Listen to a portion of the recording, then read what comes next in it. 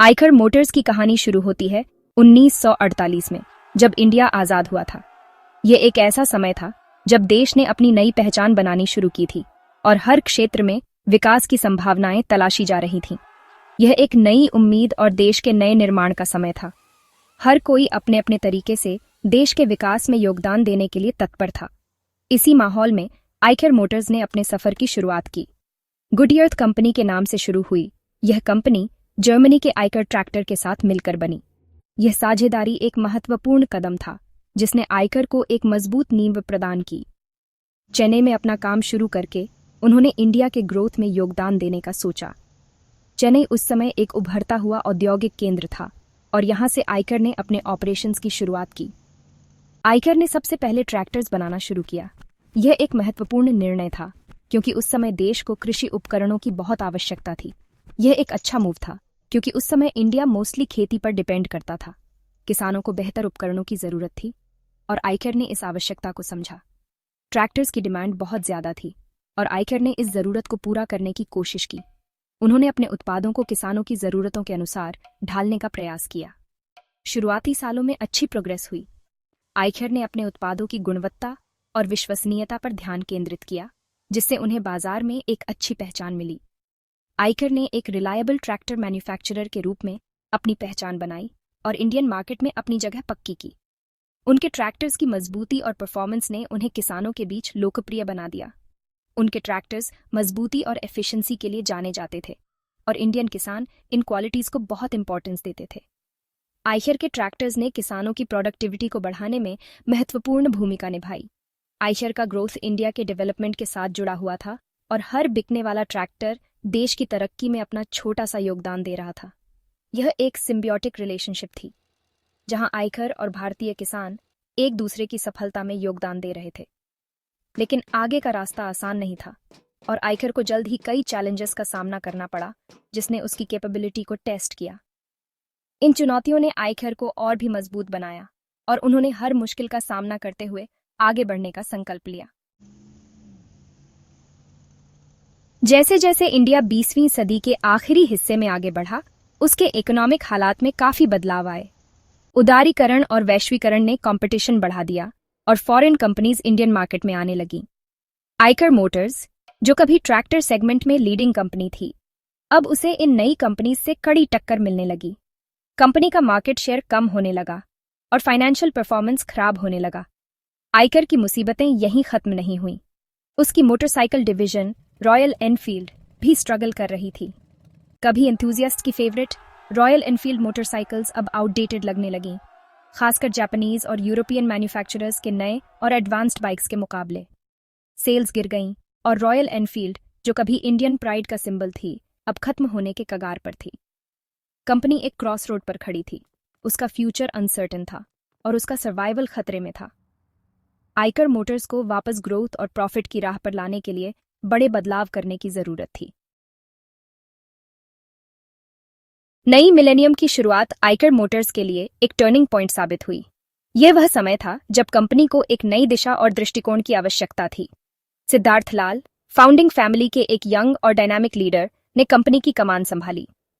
उनकी youthful energy और innovative सोच ने कंपनी में एक नई जान फूंक दी। खुद एक बाइक लवर होने के नाते लाल को रॉयल एनफील्ड के लिए बहुत लगाव था।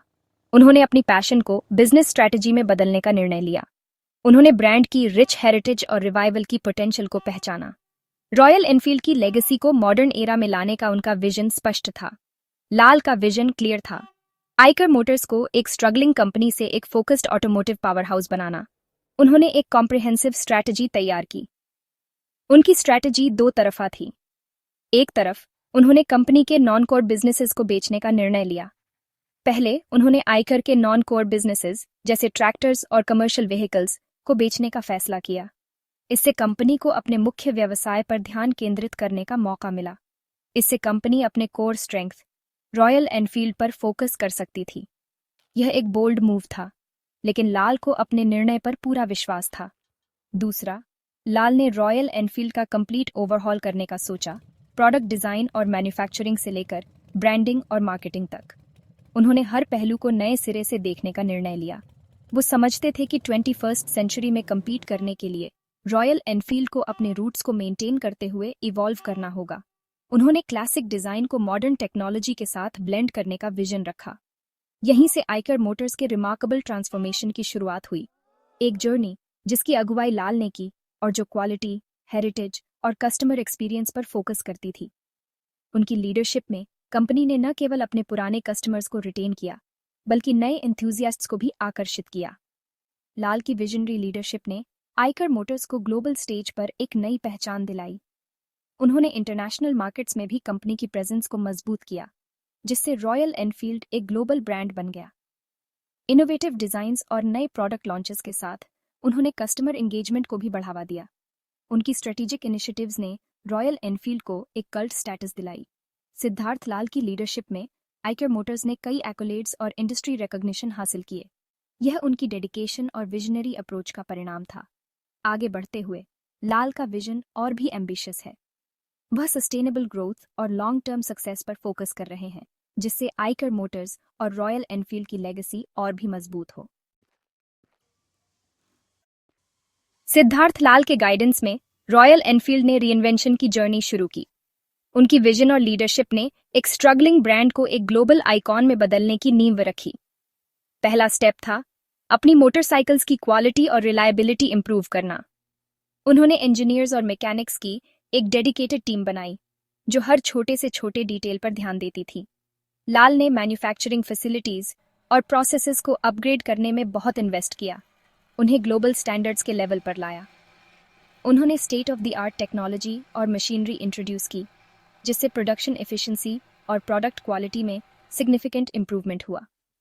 उन्होंने टैलेंटेड इंजीनियर्स और डिजाइनर्स की एक टीम भी हायर की, जिन्हें रॉयल एनफील्ड की आइकॉनिक मोटरसाइकिल्स को मॉडर्नाइज करने का काम सौंपा गया, लेकिन उनके क्लासिक अपील को बनाए रखते हुए।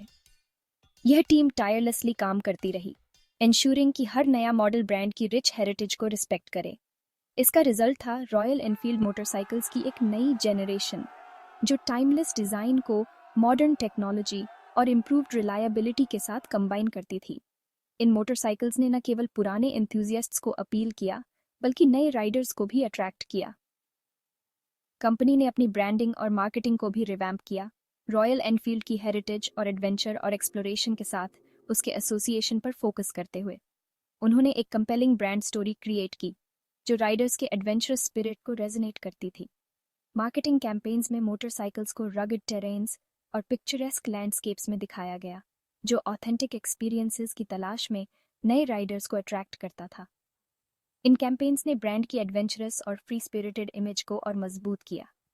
रॉयल एनफील्ड ने इवेंट्स और राइड्स के थ्रू अपने ग्रोइंग कस्टमर बेस के साथ एक्टिवली एंगेज किया, एंथुसियास्ट के बीच कम्युनिटी और कैमराडरी की फीलिंग को बढ़ावा दिया। इन इवेंट्स ने राइडर्स को एक प्लेटफॉर्म दिया, जहां वे अपने एक्सपीरियंसेस शेयर कर सकते थे और एक दूसरे से कनेक्ट कर सकते थे।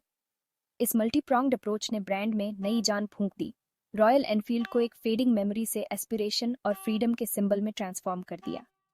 आज रॉयल एनफील्ड न केवल एक मोटरसाइकिल ब्रांड है, बल्कि एक लाइफस्टाइल और एक कम्युनिटी का हिस्सा है, जो राइडर्स को एक सेंस ऑफ बिलोंगिंग और फ्रीडम प्रदान करता है।